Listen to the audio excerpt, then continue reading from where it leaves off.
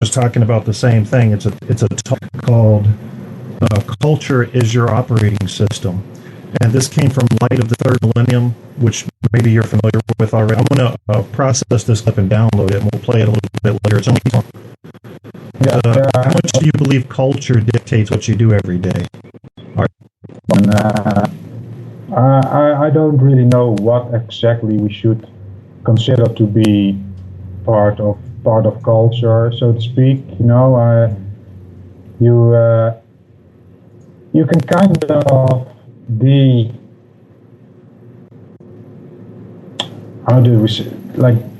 de-indoctrinate yourself, find out what is your own idea. It's pretty hard to find out what your own idea is and what other people kind of planted in your head or maybe even influenced.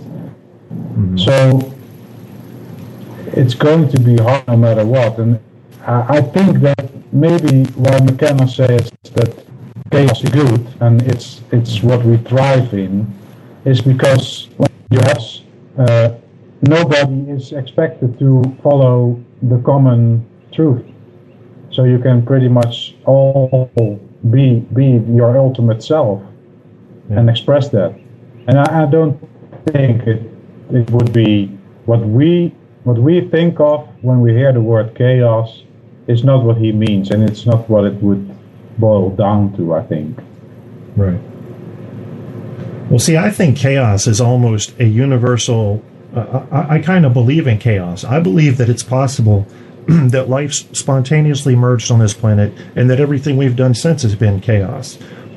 Is it impossible that chaos is really the rule of the day, that maybe all of this really is just random? Do you see an order in what's happening? No, I think that maybe, that's the thing. We could be taught a definition of chaos that is completely the opposite of what chaos really means. Chaos could be balance. Chaos could be organized, which is something that we will never be able to say without people laughing, because everybody thinks that the opposite of organization is chaos. But it might be the way this whole reality is structured, just by indeed what you say, randomized events that balance each other out. Well, that's pretty deep, man. I know I'm asking you some hard questions here, RD, but nobody else is willing to talk about this stuff, so it's good to get it out there. I think we have to probe at it. There may not be any answers we really reach today, but we might as well. How much time you got left? You got some time left to talk? Yeah, sure. But what you were saying about that we might not end the show with answers, that will just remain in the philosophical dead end, as Stabby describes our place. Yeah, does he just dismiss philosophy that can't be proven? Is that how Stabby thinks? I don't know. I think Stabby is. It's funny that Stabby says that he was once where I am now, and I tend to think that I was where Stabby is now. I was there once. That I would never in school. I would never even bother to do anything if I didn't know that the outcome would be something I would value. I needed an outcome desperately. So maybe he just doesn't see the point of discussing things if there's no outcome that you can value. Well, I understand why he would think that way, or why others might, but I think you have to probe at things that may not have an answer to get any understanding at all, because if nothing else, it's context. And context is the ultimate definer of situations. Without context, all you have is sound bites. So these discussions people have about philosophy lead to understanding, even if it's only very fuzzy understanding and nondescript. It needs to happen. Yeah, especially since we don't, at least we need to do this until we have this newer visual language that will solve everything. That's right, and that may not come for 1,000 years, at least in its refined form. So I'm loading up a couple clips here. This will give you some time to take a break if you like, RD. We're going to do 2 clips. They're relatively short clips. One is 10 minutes, and one is, where's the other one? I lost it. Trust yourself. Oh, no, that's not the one I wanted. I wanted culture as your operating system. So one is 10 minutes, and then one is 8 minutes. So we're going to do right now is I'm going to do Terrance McKenna, Schizophrenic or Shamanic. That's the title of this talk. And then when we come back, RD and I'll talk some more, and then we'll do Terrance McKenna's Culture as Your Operating System, and from there we don't know what we'll do. So I'm going to give you a 10-minute break here, okay, RD? You want to just mute or you want to hang up? You can hang up and I'll just call you back. Okay. All right, we'll talk to you in a minute. Here comes Terrance McKenna. Everybody, get ready. Schizophrenia or for mental forms of mental behavior that we don't understand. In the 19th century, there was a term, melancholia, which we would now call bipolar depression, so forth and so on. But all forms of sadness, unhappiness, maladaptation, so forth and so on, were poured into this label, melancholia. Now, schizophrenia is a similar thing. I can remember an experience I had years ago. I was in the Tolman Library at the University of California, which is the psych library, and I was looking up some drug or something, and I just saw a book, and I pulled it off the shelf, a book about schizophrenia, and it said, the typical schizophrenic lives in a world of twilight imagining, marginal to his society, incapable of holding a regular job. These people live on the fringes, content to drift in their own self-created value system. I said, that's it. That's it. Now I understand. We have no tradition of shamanism. We have no tradition of journeying into these mental worlds. We are terrified of madness.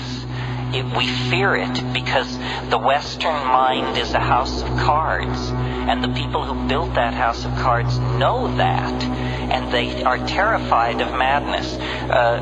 Tim Leary once said, or I gave him credit for saying, he later told me he never said it, but whoever said it, this was a brilliant statement. Someone once said, LSD is a psychedelic substance which occasionally causes psychotic behavior in people who have not taken it. Right?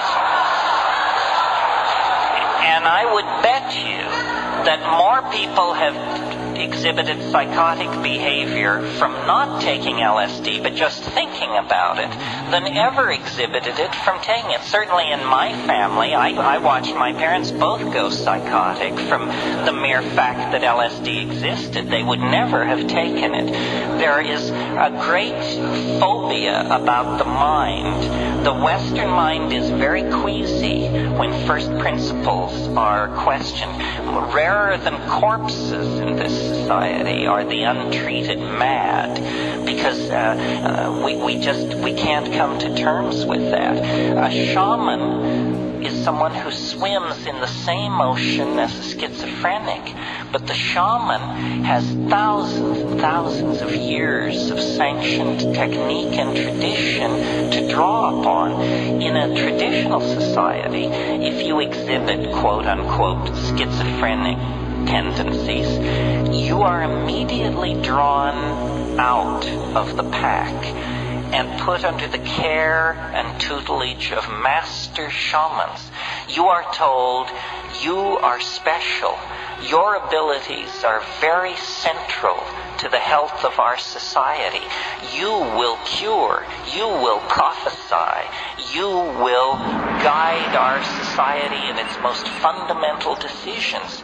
Contrast this with what a person exhibiting schizophrenic activity in our society is told. They're told, you don't fit in. You are becoming a problem. You don't pull your own weight. You are not of equal worth to the rest of us. You are sick. You have to go to the hospital. You have to be locked up. You are on a par with prisoners and lost dogs in our society. So that treatment of schizophrenia makes it incurable. Imagine if you were slightly odd and the solution were to take you and lock you into a place where everyone was seriously mad. That would drive anyone mad. If you've ever been in a madhouse, you know that it's an environment calculated to make you crazy and to keep you crazy. This would never happen in an Aboriginal or traditional society. I wrote a book, this has to be the wrap-up because we're over time, but I wrote a book called The Archaic Revival. I signed it tonight for some of you. The idea there is that we have gone sick by following a path of untrammeled rationalism, male dominance, attention to the visible surface of things, practicality, bottom lineism. We have gone very, very sick. And the body politic, like any body, when it feels itself to be sick, it begins to produce antibodies or strategies for overcoming the condition of dis-ease. And the 20th century is an enormous effort at self-healing. Phenomena as diverse as surrealism, body piercing, psychedelic drug use, sexual permissiveness, jazz, experimental dance, rave culture, tattooing. The list is endless. What do all these things have in common? They represent various styles of rejection of linear values. The society is trying to cure itself by an archaic revival, by a reversion to archaic values. So when I see people manifesting sexual ambiguity or scarifying themselves or showing a lot of flesh or dancing to syncopated music or getting loaded or violating ordinary canons of sexual behavior, I applaud all of this because it's an impulse to return to what is felt by the body, what is authentic, what is archaic. And when you tease apart these archaic impulses, at the very center of all these impulses is the desire to return to a world of magical empowerment of feeling. And at the center of that impulse is the shaman, stoned, intoxicated on plants, speaking with the spirit helpers, dancing in the moonlight, and vivifying and invoking a world of conscious living mystery. That's what the world is. The world is not an unsolved problem for scientists or sociologists. The world is a living mystery. Our birth, our death, our being in the moment, these are mysteries. They are doorways opening on to unimaginable vistas of self-exploration, empowerment, and hope for the human enterprise. And our culture has killed that, taken it away from us, made us consumers of shoddy products and shoddier ideals. We have to get away from that. And the way to get away from it is by a return to the authentic experience of the body. And that means sexually empowering ourselves, and it means getting loaded, exploring the mind as a tool for personal and social transformation. The hour is late. The clock is ticking. We will be judged very harshly if we fumble the ball. We are the inheritors of millions and millions of years of successfully lived lives and successful adaptations to changing conditions in the natural world. Now the challenge passes to us, the living, that the yet to be born may have a place to put their feet and a sky to walk under.